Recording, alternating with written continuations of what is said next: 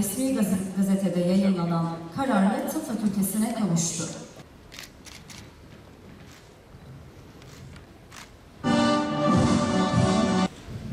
Değerli misafirler, şimdi Kur'an وَيُتِمَّ نِعْمَتَهُ عَلَيْكَ وَيَهْدِيَكَ صِرَاطًا مُسْتَقِيمًا لِيَزْدَادُوا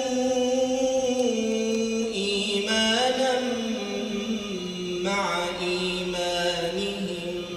Hem şehrimizin hem de üniversitemizin ihtiyaçlarını dikkate alarak oldukça yoğun bir çalışma temposuyla şehre değer katacak, değer üretecek, şehrin ekonomisine, sosyal yapısına dokunacak, kampüsüyle, öğrencisiyle, akademisyeni ve diğer çalışanlarıyla şehirle bütünleşecek bir üniversite olma yolunda önemli adımlar attık.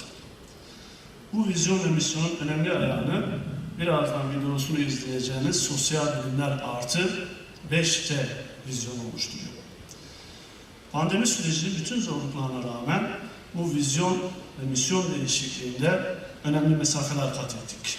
Bu süreçte akademisyenlerimiz, kamu kurumlarıyla, sanayicimizle, esnafımızla, çiftçimizle her anlamda ortak çalışmalara yöneldik. Öncelikle ifade etmeliyim ki kentimize büyük bir eğitim ve sağlık yatırımını daha kazandırmanın büyük mutluluğunu yaşamaktayım.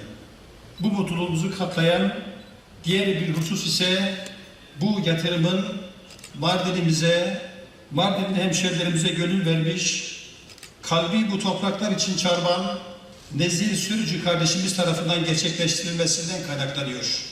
Malumunuz son dönemde hayırsever iş insanlarımızın ilimizin dört bir yanında eğitimden sağlığa, kültürden sosyal hayata pek çok alanda pek çok yatırımı hayata geçirdiklerine şahit olduk.